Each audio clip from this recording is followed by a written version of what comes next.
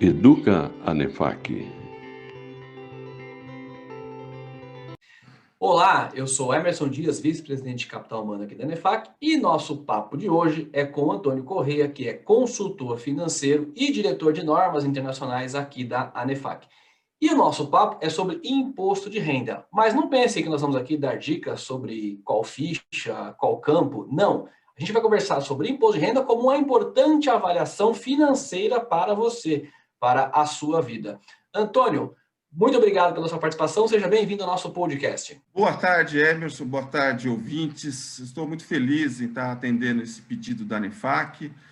Imposto de renda é uma matéria que eu gosto bastante, faço há muitos anos. Não é o meu dia a dia, não é a minha atividade principal, mas eu gosto muito de fazer e tenho bastante conhecimento. Meu objetivo hoje aqui é mostrar que, no momento que nós estamos construindo a nossa declaração de ajuste anual, seria também um momento de fazer uma avaliação financeira da nossa vida, né?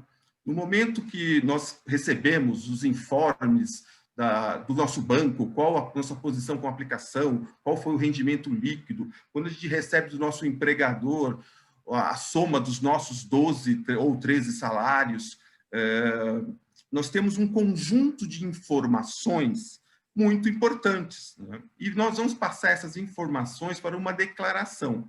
Essa declaração, ou esse ajuste anual, na verdade, nós vamos passar o resumo para a declaração. Nós temos duas informações muito importantes, né? Nós temos a posição dos nossos bens e dívidas em 19 e bens e dívidas em 2020. Só com essa informação, nós já sabemos se nós aumentamos o nosso patrimônio ou diminuímos o nosso patrimônio. Isso já é uma informação que pode levar à reflexão. Outro ponto importante dessa declaração é o quanto nós recebemos e quanto nós pagamos. Na verdade, não inclui todos os pagamentos que nós fizemos durante o ano, mas inclui duas informações bastante importantes: quanto nós gastamos com ensino, com educação e com saúde. Podemos também colocar alguns outros gastos com profissionais liberais, como advogados, ou algum outro projeto que nós participamos, mas vamos nos ater às informações básicas, o nosso patrimônio e as nossas receitas menos as deduções permitidas. Eu faço uma analogia com a contabilidade, como eu já falei. A posição financeira dos 2 anos é o nosso balanço. E as informações de rendimentos, menos as deduções, é nossa demonstração de resultado. Para o público que não é conhecedor da contabilidade, eu faço assim outra analogia. O nosso balanço, as duas colunas, são fotografias. Quer dizer, a nossa vida para à meia-noite do dia 31 de dezembro de 2019 tira uma foto. Todos os saldos, toda a nossa posição está lá. E tiramos uma outra foto, que é em 31 de dezembro de 2020, e vamos comparar. Durante esse ano, né, o decorrer de 2020, eu chamo de filme, é um filme da nossa vida. E no caso de 2020, esse filme provavelmente foi diferente. Por quê? Nós tivemos uma pandemia, né? Muitas pessoas podem ter gastos maiores com saúde, ou ter gastos menores com a educação. Muitas famílias tiraram os filhos da educação privada, passaram para a educação pública. Em suma, é um momento que a gente tem várias informações, né? E eu, como profissional da contabilidade, entendo que eu tenho um balanço, eu tenho uma demonstração de resultado, eu posso ter um fluxo de caixa em cima disso. E a partir daí, eu vou tomando decisões, ou fazendo análise da minha vida financeira. Tudo bem. Ô, Antônio, você falou aí, né, de demonstração de resultado, balanço, fazer essa comparação, né, você trouxe aí como sendo uma oportunidade para avaliar, né, as nossas finanças pessoais, enfim. Mas detalhe um pouco mais para a gente aí. Por exemplo, na questão da avaliação patrimonial em relação a investimentos ou dívidas, por exemplo. Como é que a gente pode aproveitar essas informações que estão na declaração e trazer isso para a nossa reflexão? Então, vamos lá. Então, imagine que nós preenchemos a declaração e vamos olhar os nossos bens, direitos e dívidas, né? No caso dos bens e direitos, uma primeira separação que eu faço são os bens ligados à liquidez. Por exemplo, os imóveis são bem diferentes de investimentos financeiros num banco. Os imóveis, para você transformar aquilo em dinheiro, ou em outras palavras, para ter liquidez, você precisa vender, você precisa encontrar um comprador, você precisa receber, é um processo mais demorado. Mas, por outro lado, nós podemos ter investimentos que podem se transformar em recursos rapidamente. Então, essa separação é muito importante, principalmente no momento de fazer um novo investimento, comprar um veículo, comprar um novo imóvel. Mas eu não vejo só isso. Principalmente se focando mais a parte de investimentos financeiros, eu acho importante avaliar a rentabilidade, né? Quando a gente recebe um informe do banco, na terceira coluna vem os rendimentos, normalmente são rendimentos exclusivos na fonte. O que é exclusivo na fonte? Que já foi tributado pela fonte pagadora. O banco, quando paga o juro para nós, ele já deduz o imposto de renda. Por exemplo, alguns fundos de renda fixa têm taxa de administração acima de 2%. E o ano passado, né, desde agosto do ano passado, a nossa taxa de juros básica, a nossa Selic, era de 2%. Imagine como um fundo de investimento cujo objetivo é acompanhar a Selic ou o CDI vai dar rentabilidade positiva após o imposto de renda, sendo que a taxa de administração do banco é de 2,5%. Então, é mais uma avaliação de como estão sendo remunerados seus investimentos. Um outro ponto que eu gosto muito, já um pouquinho mais complicado, que é o perfil do investidor, né? Hoje, quando você abre uma conta numa corretora, num banco, é importante, acredito que é até obrigatório, você definir o seu perfil. Pode ser um perfil conservador, um perfil moderado, um perfil arrojado, um perfil agressivo.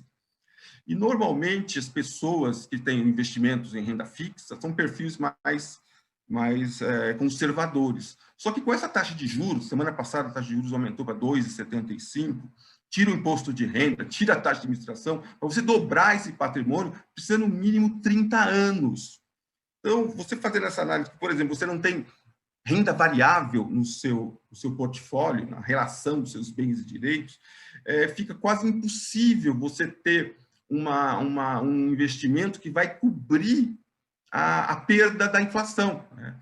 Se um fundo de renda fixa te devolver os 2% e a inflação hoje do Brasil é de 5%, no final do ano, o valor que você tem aplicado possivelmente vai comprar menos coisas do supermercado, vai ter menor poder de compra. Então, eu acho que essa informação se torna extremamente útil para você tomar a decisão. Olha, preciso trocar de investimento, preciso fazer um investimento um pouco mais agressivo, posso comprar um fundo imobiliário, posso comprar uma renda variável, uma ação, ser acionista de uma grande empresa. Isso muda todo o perfil. Eu acho que o momento que você está fazendo a declaração é um momento de fazer essa avaliação. Na verdade, eu sugiro para os meus clientes, amigos, que faça a declaração mensal. Mas como muita gente não faz, e como a declaração é obrigatória, eu acho que é o momento de você aproveitar e estar resumindo a sua vida ali e fazer esse tipo de avaliação. Tá bom. E você, do lado do resultado aí, né? Do lado da demonstração do resultado, você falou aí de dados de investimento e endividamento, e do lado do resultado, como é que a gente pode aproveitar esse momento da declaração também para colher informações para as nossas finanças pessoais? Usando a minha experiência profissional, né, quando a gente vai comparar, quando você tem um balanço aberto na sua frente, você vai olhar as despesas e as receitas, a comparação natural é com o ano anterior. Então, seria necessário você pegar a sua declaração do ano anterior e comparar com a declaração de 2020 e verificar, poxa, aumentei a minha renda, diminui a minha renda, essa renda está insuficiente, como eu posso incrementar essa renda, como eu posso diversificar. O ano passado, muitas pessoas perderam o emprego e tiveram que se reinventar, né, nas suas casas, da forma que podia, para poder ter uma nova renda. E se você comparar o que aconteceu em 2020, que eu chamei de filme, né? O filme de 2020, você pode comparar com o filme de 2019 e tomar a decisão, poxa, esse ano eu mudei de profissão, mudei de área e estou ganhando mais. É uma avaliação. Estou mais feliz, é uma avaliação. Acho importante esse momento de você ter as informações comparáveis, né? Acho que na contabilidade nós temos um princípio, que é o princípio da comparação. É muito importante você ter bases iguais e fazer a comparação. E a declaração está ali na sua frente, né? Não vou chamar que é de graça, que muitas pessoas pagam para fazer essa demonstração, essa declaração. Eu vejo dessa maneira, Emerson, como comparar. Eu olho o ano anterior. E as despesas, a mesma coisa, né? As despesas dedutíveis, normalmente a educação e saúde, a gente pode comparar pelo montante. Poxa, esse plano de saúde que eu tenho faz sentido com essa minha nova vida, com essa nova profissão que eu tenho? Eu tenho um caso, semana passada uma amiga me ligou, ela estava fazendo a declaração e ela ficou assustada com o quanto ela gastou com a mãe, uma pessoa idosa, quanto ela gastou de plano de saúde. Só que essa informação mensal ela tinha, ela que pagou. Mas quando ela olha o todo, toma um susto. E em cima desse susto, ela foi procurar um novo plano de saúde. Eu acho, nesse sentido, a gente pode ter uma outra avaliação, por exemplo, mas um pouco mais complexa. Possivelmente, nós vamos se aposentar, nós vamos ter uma aposentadoria que, no máximo, hoje é de R$5.000. O nosso padrão de vida cabe dentro desses R$5.000, eu preciso fazer investimentos que vão me ajudar a complementar o meu padrão de vida, eu vou ter que mudar de cidade porque R$5.000 não dá. Eu acho que todo esse tipo de informação pode começar a ser discutido a partir da declaração de imposto de renda. Legal. Você está trazendo aí a declaração como uma grande oportunidade para você rever, né, o seu dia a dia, os seus hábitos, costumes, etc., né? Antônio, e como ponto de atenção, o que você considera importante rever antes de entregar a declaração efetivamente? Que, aliás, é dia 30 de abril, é isso, né? Por enquanto é 30 de abril. Eu até acredito que haverá um adiamento, mas por enquanto nós temos que respeitar a data de 30 de abril. E com relação à sua pergunta, os pontos de atenção, agora eu vou entrar um pouquinho na declaração em si, né? Mas também vou fazer uma analogia com a contabilidade, né? Vou fazer analogia com o fluxo de caixa. Um ponto muito importante da declaração é a nossa variação de patrimônio, né? A Receita Federal, os computadores da Receita Federal, uma primeira conta que se faz é se a variação do seu patrimônio de um ano para o outro é suportada pelos seus rendimentos. Essa é uma conta relativamente óbvia que todos deveríamos fazer. Para facilitar um pouco ao nosso ouvinte, vou tentar fazer um exemplo numérico. Imagine que eu iniciei o ano com um patrimônio de R$100.000 e terminei o ano com um patrimônio de R$190.000. Quer dizer, tive uma variação positiva de R$90.000. Guarda esse número. Vamos para os rendimentos. Eu tive um rendimento total de R$150.000 e tive deduções permitidas que eu lancei na minha declaração de R$20.000. Em suma, tive um rendimento líquido, 150 de rendimento, menos 20 de deduções, eu tive 130. Esse 130 suporta esse aumento de patrimônio. Suporta não, justifica o aumento de patrimônio de 100 para 190. Mas, como todo mundo sabe, a declaração de imposto de renda não coloca todas as nossas despesas. Então, é importante nós, no mínimo, fazermos uma outra conta adicional. Por exemplo, um exemplo clássico é o cartão de crédito. A Receita Federal obriga os bancos a informarem no final do ano o quanto nós gastamos, de uma maneira macro, com o nosso cartão de crédito. É possível que a Receita Federal compare esse saldo, que na verdade aquele saldo foi esse saldo de 40, suporta os gastos com cartão de crédito. Um outro item que poucas pessoas dão atenção, também ligado a uma despesa que não está na declaração, é o pagamento de imposto de renda que foi feito durante o ano. Esse número normalmente não entra na declaração, quando você pagou de imposto de renda referente ao ano anterior. É importante colocar isso na conta. Em suma, eu estou fazendo um fluxo de caixa mais completo para entender da onde veio o dinheiro, para onde foi o dinheiro, né? A gente antigamente chamava isso de doar, demonstração de origem de aplicações de recursos. Hoje o fluxo de caixa demonstra isso com muita propriedade. Mais uma observação, agora uma observação que eu estou fazendo. Ano passado, 1.600.000 pessoas abriram uma conta numa corretora. Essas pessoas podem ter comprado ações, vendido ações, comprado fundos imobiliários, vendidos fundos imobiliários. Eu quero lembrar o contribuinte que o responsável pelo cálculo desse possível ganho com a compra e venda de ações ou de fundos imobiliários é do contribuinte. O contribuinte tem que fazer essa conta e recolher o imposto de renda até o final do mês seguinte. É a mesma coisa com os imóveis, né? Os imóveis tem uma característica. Se nós vendemos um imóvel, é importante fazer esse cálculo, só que esse cálculo é um cálculo bastante complexo e a Receita ela oferece um software chamado GCAP, é o G de ganho, CAP de capital. Então, se eu vendi um imóvel agora em fevereiro, eu tenho que baixar o GCAP 2021, colocar as informações, é relativamente fácil incluir todas essas informações e calcular quanto eu devo de imposto de renda e recolher até o final do mês seguinte, que seria, no caso, 31 de março. Só um exemplo vivo. No final do ano passado, eu pensei em vender um imóvel. Como em casa de ferreiro, o espeto é de ferro, é de aço inoxidável, não faz sentido eu fazer uma operação tão complexa como essa e não fazer um cálculo antecipado. E eu fiz. Eu peguei o valor possível de venda, deduziu a corretagem imobiliária e coloquei nesse tal de GCAP para fazer o cálculo do imposto. E eu vi que o cálculo era muito alto, o imposto a recolher era muito alto. Em suma, desisti da operação. Utilizei essa informação para poder tomar uma decisão de não vender o imóvel. Aliás, a minha esposa gostou de eu não vender o imóvel. Não, você estava falando de fluxo de caixa, né? O fluxo de caixa tem essa ideia de você olhar para o futuro e ver o fluxo. E aí eu queria te perguntar em relação a futuro, né? A gente tem falado muito aí de transformação digital.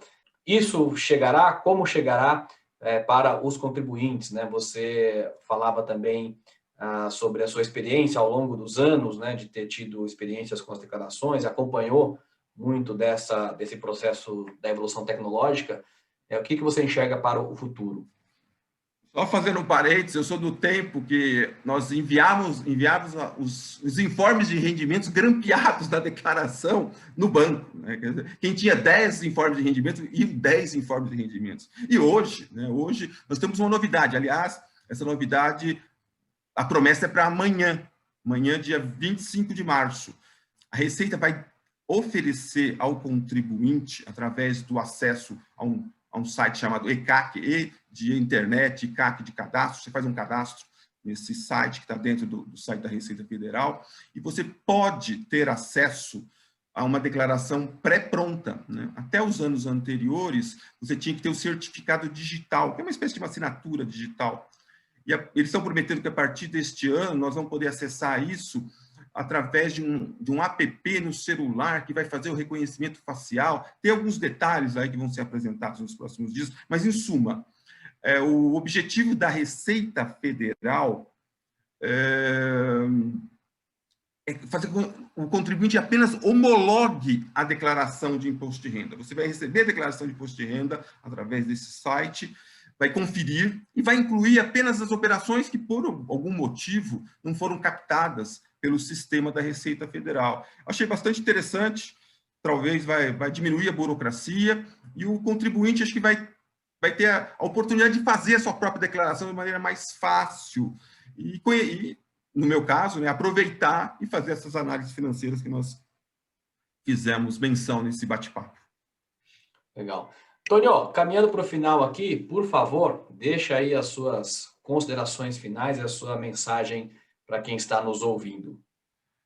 A mensagem é que precisamos olhar para dentro, né? Precisamos entender qual é o nosso patrimônio financeiro, como está sendo rentabilizado esse patrimônio, quais as consequências que isso pode ocorrer no nosso futuro em termos de aposentadoria, ou se um ou outro integrante da família faltar. Esse ano, nós, em menos de um ano, perdemos quase 300 mil pessoas. Então, isso impacta financeiramente todas as famílias. Então, o meu papel como consultor financeiro é incentivar as pessoas a terem um pouco dessa educação. E essa educação passa por perguntar, por avaliar, por usar instrumentos. E eu estou apresentando apenas um instrumento, que é a declaração de imposto de renda, que pelo meu viés contábil, eu tenho um balanço, eu tenho uma demonstração, eu tenho um fluxo de caixa, eu posso ter uma DOAR, quer dizer, eu tenho muitos instrumentos para fazer essa avaliação e tomar decisões, né, como eu tentei exemplificar. Muito bem. Antônio, obrigado pela sua participação aqui no nosso podcast ANEFAC. Este foi mais um episódio do programa Momento ANEFAC, com conteúdo novo todas as terças e quintas. Siga conectado conosco. Um abraço e até a próxima. Educa ANEFAC.